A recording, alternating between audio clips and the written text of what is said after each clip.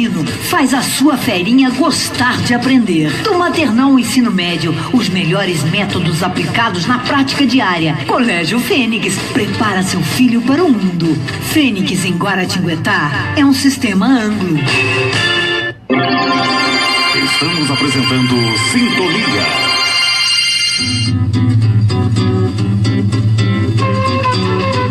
Diversidade, buscar na diferença, diversão, mudança de rumo, encontrar nossa unidade. Ouça, diversidade, aponta, ensina, une. Brasil, sei lá, eu não vi na terra inteira o que nessa terra dá. 12h17 em Guaratinguetá. Boa tarde, ouvintes da Super Rádio Piratininga. A meditação não é mais a mesma. Trocou a crença na reencarnação por um mercado de $1 bilhão e agora atende pelo nome de Mindfulness. Da dieta à carreira, da ansiedade à depressão, a ciência só encontra benefícios na técnica. Nós temos falado aqui bastante, sobre mindfulness ou atenção plena. E é isso, é uma técnica que está nos deixando muito mais próximos daquilo que a vida inteira nós chamamos de meditação, e que a maior parte de nós, grande parte de nós, achava que era uma coisa só dos grandes, dos poderosos, dos iluminados, dos muito desenvolvidos espiritualmente. E não é nada disso.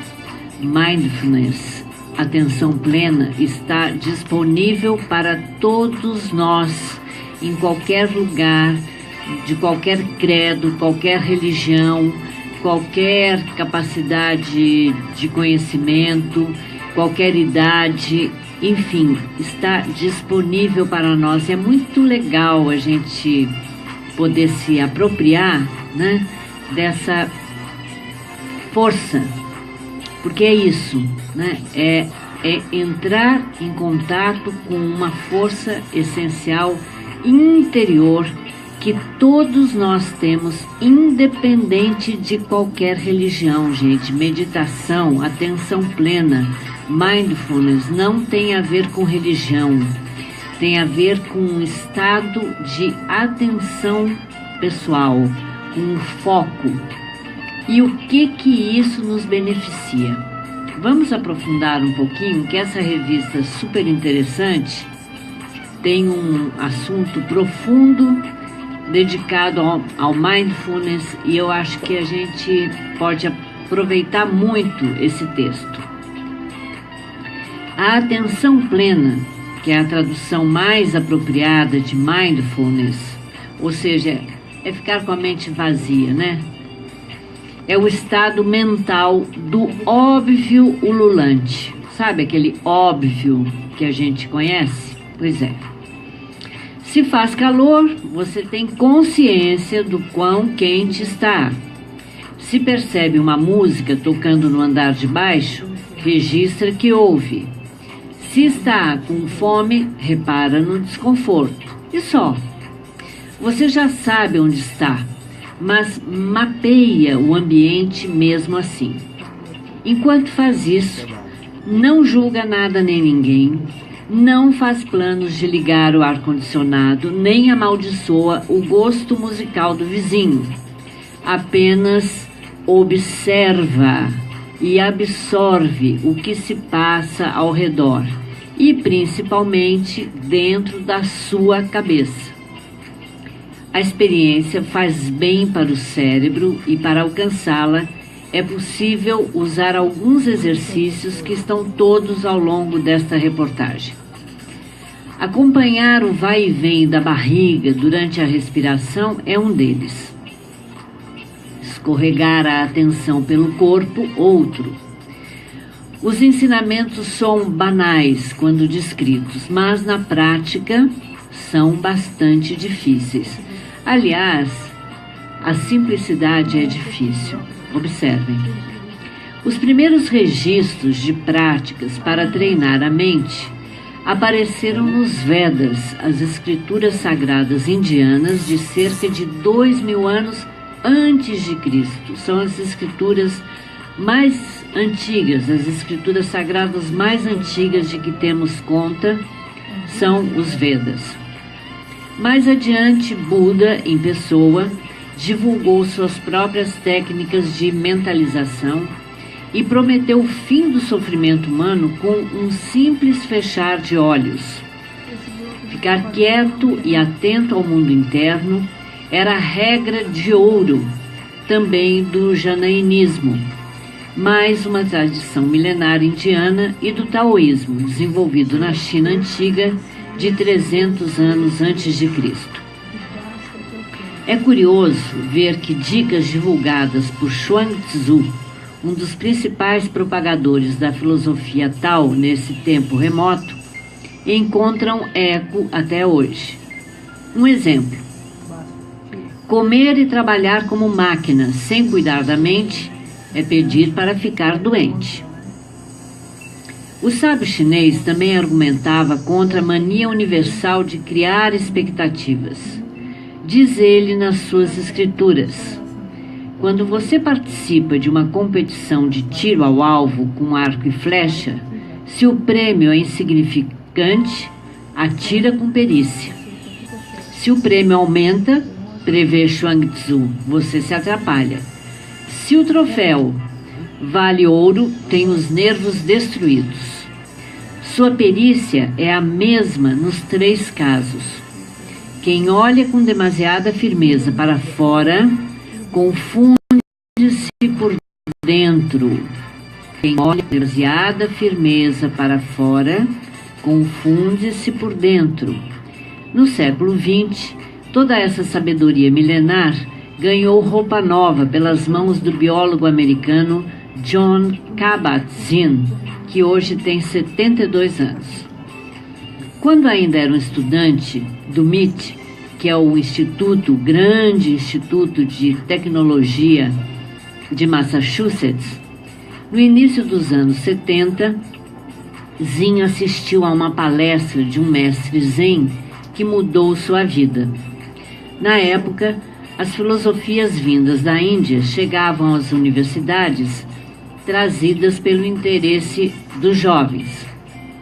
Expandir a mente era a palavra de ordem nas comunidades hippies, e para isso valiam drogas, rebeldia e misticismo. Os mais famosos adeptos dessa moda foram os Beatles. Eles contribuíram com a onda ao viajar para um retiro do guru Maharishi, no norte da Índia, arrastados até lá pelo guitarrista George Harrison, o Beatle tranquilo. Em Massachusetts, Kabat-Zinn viveu um contentamento parecido. Seu modo de lidar com o mundo havia mudado depois do dia em que começara a meditar. Questionava-se como a ciência poderia explicar isso, até que em 1979, após um retiro, veio a ideia. Ele criou uma clínica experimental com outros 2 colegas e passou a ensinar técnicas budistas a pacientes com dores crônicas. As reações vieram rapidamente. Os pacientes nos diziam que aquilo havia mudado suas vidas. Diz ele no vídeo de uma de suas aulas que ministra até hoje. Os voluntários não apenas passaram a relatar níveis menores de dor, mas conseguiam manter distância em relação à doença, se identificando menos com os sintomas e mais com as pessoas que realmente eram. O programa, estruturado em 8 semanas de aulas e deveres de casa, foi incorporado pela Faculdade de Medicina da Universidade de Massachusetts e ganhou o nome de Redução do Estresse Baseada em Mindfulness, ou só a última palavra mesmo, Mindfulness. é a base para todas as aplicações usadas na área da saúde hoje. Do Brasil à China, bulimia, vício em drogas, ansiedade e até esquizofrenia são tratadas com a técnica. Fantástico, né? Mas por que esse e não qualquer outro método contemplativo se espalhou pelo mundo? E por que esse nome, mindfulness, uma palavra incomum até no inglês, em vez da boa e velha meditação? Afinal, ambos têm raízes numa única tradição milenar. O que John, que não tem formação monástica, fez foi simplificar experiências em um programa de 8 semanas, diz a bióloga Elisa Cosaza, que é pesquisadora do Instituto do Cérebro do Hospital Albert Einstein, em São Paulo, e uma das pioneiras no estudo do bem-estar no Brasil. Hoje, ela analisa os efeitos do Tai Chi em idosas e da meditação em mulheres em altos cargos de gerência. Conhece bem o ambiente acadêmico e sua engrenagem, duas coisas que ajudam a explicar a popularidade de Kabat-Zinn, que é o iniciador, né, o organizador dessa técnica, né, chamada hoje de mindfulness. Ao fazer aulas com roteiro e marcar um tempo de tratamento, ele definiu condições observáveis, algo essencial para a ciência. Porque até então a meditação, ou mindfulness, né, como está sendo chamada hoje, era vista como uma coisa assim, muito ligada ao aspecto religioso, né, ao sagrado. E exatamente acabava faltando esse dado observável, né, que a ciência necessita para mostrar para a maior parte das pessoas, porque tem muita gente que nega, né, que ou é um ateu, né, convicto, ou é uma pessoa agnóstica que não tem nenhuma ligação com nenhuma religião, né, ou é uma pessoa que não quer acreditar de jeito nenhum, né, nas possibilidades que a meditação traz, enfim. E daí precisam desse aval da ciência para realmente acreditar que existe um experimento, uma observação, né, e uma mudança de comportamento. No caso, o primeiro estudo dele, ele aproveitou e fez uma pesquisa com pessoas com dores crônicas. Pessoas com dores crônicas. Quer uma coisa mais maravilhosa do que uma pessoa que tem dor crônica, né? Em 8 semanas, sem remédio, vai se vendo livre daquela dor, ou vai diminuindo muito aquela dor e vai se sentindo muito melhor com relação a si mesmo? É um ganho imenso, não é verdade? Pois é. Se alguém queria convencer cardiologistas a prestar atenção no silêncio, era importante estabelecer dados comparáveis. O que não quer dizer que 2 meses, ou seja, 8 semanas, né, tragam a cura de todos os males. 8 semanas não mudam a vida de ninguém. Não é uma experiência mística, nem uma droga psicotrópica. O que faz diferença, minha gente, é uma prática consolidada, prática, que leva anos e disciplina para se firmar, defende a doutora Elisa do Hospital Albert Einstein. Fato é que, com o mindfulness, a meditação pôde, enfim, ser pesquisada em detalhes. Deixou a religião como ponto facultativo e ganhou força entre quem prefere acreditar só na ciência. Tem gente que prefere acreditar só na ciência, não é? Então, e a ciência não teve dúvidas. Hoje, cerca de 30 estudos sobre o assunto são publicados por semana em revistas científicas. No Vale do Silício, epicentro planetário da tecnologia, nos Estados Unidos, Uma onda corporativa de mindfulness tomou corpo na última década, depois que um engenheiro empolgado convenceu os chefes a abrir espaço para aulas de meditação e inteligência emocional na sede do Google, ao sul de São Francisco. Shade Meng Tan, deve ser um chinês, né? Já era o cara que está sempre feliz antes da empreitada, e depois dela ficou sendo o cara que criou o Search Inside Yourself, é um programa interno para funcionários do Google. Em 2013, o SIY virou um instituto, o Search Inside Yourself, a busca de si mesmo seria a tradução. Virou um instituto dedicado a ensinar técnicas de mindfulness a outras empresas poderosas, como o conglomerado midiático de Arianna Huffington, o Huffington Post. Assim, a ideia se espalhou e, um pouco como ocorreu com a yoga 20 anos antes, embarcou em uma comercialização intensa, impulsionada pelo estilo de vida da costa oeste americana. Em 2015, segundo a consultoria Ipsworth, a indústria da atenção plena, ou mindfulness, movimentou, escutem só, 984 milhões de dólares nos Estados Unidos. Parte da gastança vai, por exemplo, para Nova York, onde jovens com bons empregos pagam $200 por mês para ter a carteirinha de uma bem decorada academia da meditação. Ou para Whole Foods, rede de supermercados orgânicos que faz sucesso entre os abastados e colocou recentemente a Mindful Mayo em suas prateleiras, uma maionese muito atenta.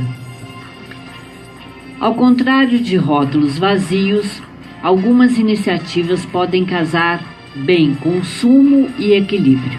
Adaptar a sabedoria milenar para um contexto digital fez o aplicativo de meditação Headspace conquistar 6 milhões de usuários em 150 países. A voz do britânico Andy Puddicombe, seu criador, é suave, capaz de acalmar ou adormecer os iniciantes que fecham os olhos no meio da tarde. O treinamento de mindfulness está disponível todas as horas do dia, em sessões de duração, flexível, de 10 minutos a 1 hora, em que o usuário medita guiado por áudio. Então já existe um aplicativo que você acessa, não é? E você tem de 1 hora a 10 minutos de meditação guiado por um áudio. Olha que fantástico. Então você tem um tempinho livre lá no seu trabalho, né? 10 minutinhos, teve uma manhã super agitada, você acessa o aplicativo e com um áudio você é convidado a entrar na meditação, né? Na atenção plena. Criar o aplicativo foi a maneira que Andy, um ex-monge de 44 anos, que hoje vive com a mulher e o filho em Venice Beach, na Califórnia, onde gosta de surfar, encontrou para atingir o grande público. No aplicativo, um desenho simpático de um cérebro com roupa de ginástica vai ganhando músculos à medida que a disciplina se mantém. A disciplina de você acessar, né, o aplicativo. Quanto mais você acessa, quanto mais tempo você se dedica, quanto maior a prática, mais músculos o seu cérebro vai ganhando, ou seja, mais vivo e mais ativo ele fica. E mais relaxado também. O número de conectados ao redor do planeta também aparece em tempo real na tela da plataforma. 28.076 no momento em que esta frase foi escrita. Entre uma prática e outra, animações explicam o universo sob a ótica budista, mas sem nunca mencionar a religião. Um exemplo, Tudo muda o tempo todo, inclusive você. Isto é uma prática budista e é absolutamente real, não é verdade? Tudo muda o tempo todo, inclusive você. Mas se a calma faz tão bem, por que temos tanta dificuldade em alcançá-la? A culpa, minha gente, é do nosso cérebro altamente desenvolvido. Ele adora inventar problemas onde eles não existem. Isso é terrível, né? Tão desenvolvido e adora criar problemas onde não existem. Em uma crise, por menor que seja, nossa mente detecta uma situação de risco e se apronta para matar ou morrer, né? Acontece que na maioria das vezes o perigo não é iminente. São nossos cérebros racionais e criativos que imaginam a ameaça imediata. Para o bem e para o mal, temos a capacidade de representar mentalmente as ameaças, explica a psicóloga Érica Leonardo de Souza, que recebe muitos pacientes bipolares em seu consultório. Esse poder imaginativo nos faz reagir antes da hora e em demasia, libera mais cortisol, o hormônio do estresse. Vejam bem, o nosso cérebro é poderoso, ele é forte, ele é criativo, né? Ele é extremamente imaginativo. Então, qualquer coisa que se apresente no nosso dia a dia, que tenha a ver ou com relacionamento, em casa, com filho, com marido, com amigos, ou com trabalho, ou com a relação, né, que a gente tem com o nosso corpo, se está bem, se está mal, se está doente, enfim, pode fazer com que esse cérebro, né, entre com a sua imaginação poderosa e comece a criar, né, uma ameaça. Essa ameaça, né, esse simples chamar, né, essa ameaça para a nossa imaginação, com a nossa imaginação, libera mais cortisol, que é o hormônio do estresse. Pois é. Se eu pudesse dizer ao meu cachorro que um rato vai entrar na cozinha daqui a meia hora, ele continuaria a se lamber, não é verdade? Por quê? Porque o cachorro não faz esse tipo, ele não tem imaginação para isso, não é? Então ele ia continuar tranquilamente se lambendo. Iria pular ou fugir só quando visse realmente o roedor, não é? Mas, se digo mesmo a uma amiga, o sofrimento dela começa imediatamente, especialmente se ela tiver horror a rato, barato, que seja, não é? Imediatamente, o bichinho não está ali, a barata não está ali, o rato não está ali, mas a nossa imaginação já entra em ação e imediatamente você já põe o cortisol na sua corrente sanguínea e dá-lhe estresse. Aplicar o mindfulness ajuda a distinguir pensamentos da realidade e descer os pés da cadeira.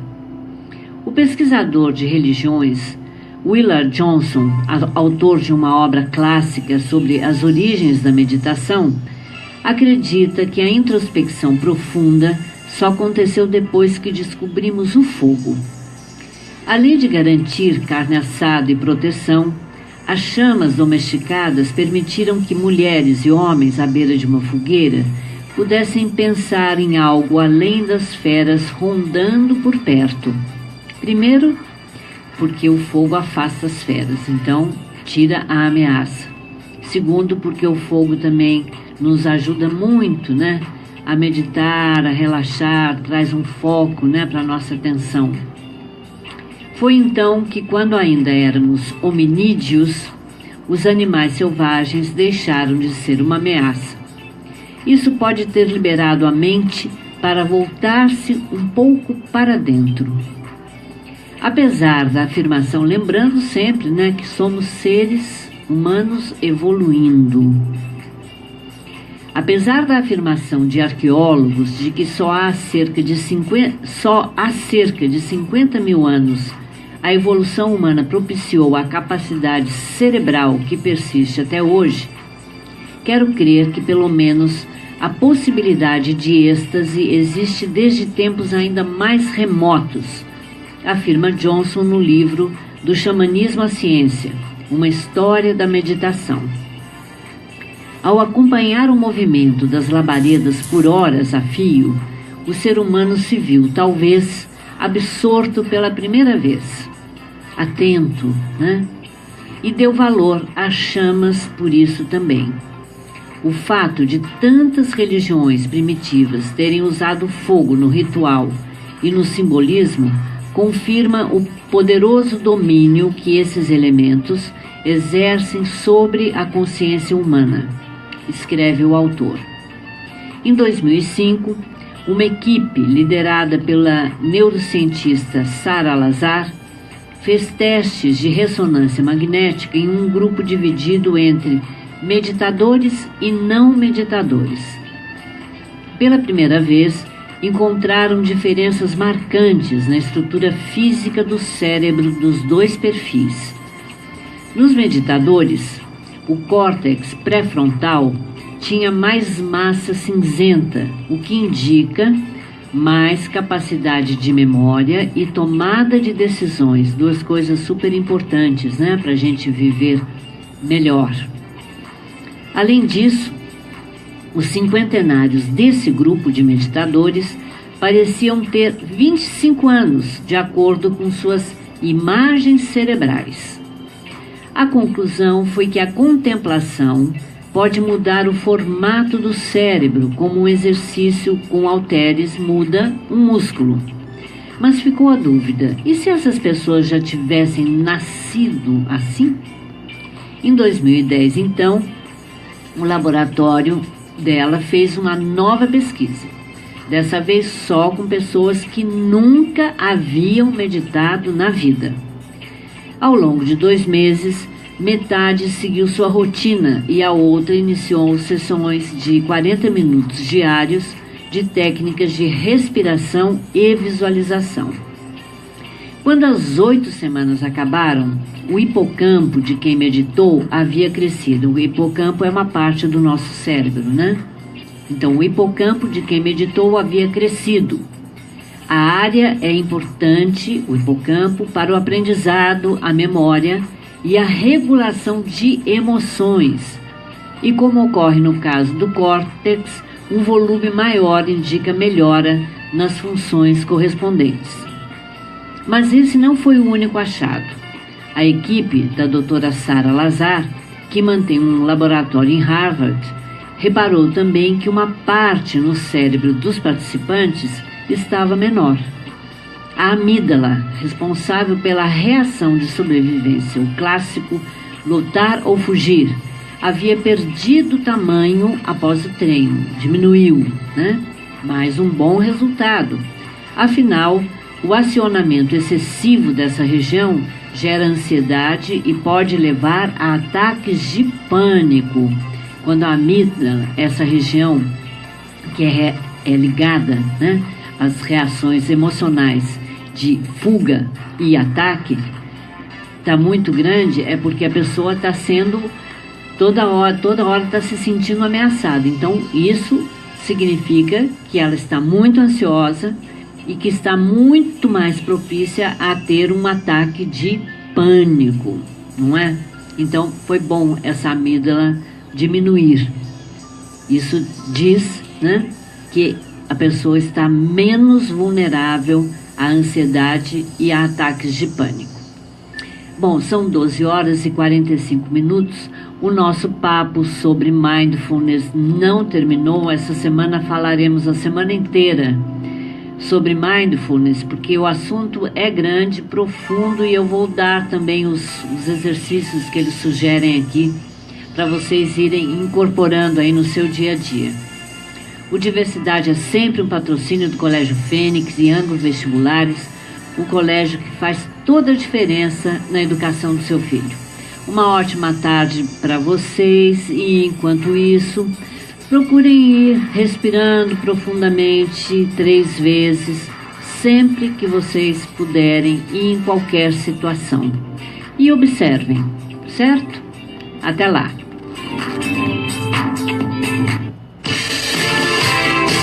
Nosso sistema de ensino faz a sua ferinha gostar de aprender. Do maternal ao ensino médio, os melhores métodos aplicados na prática diária. Colégio Fênix prepara seu filho para o mundo.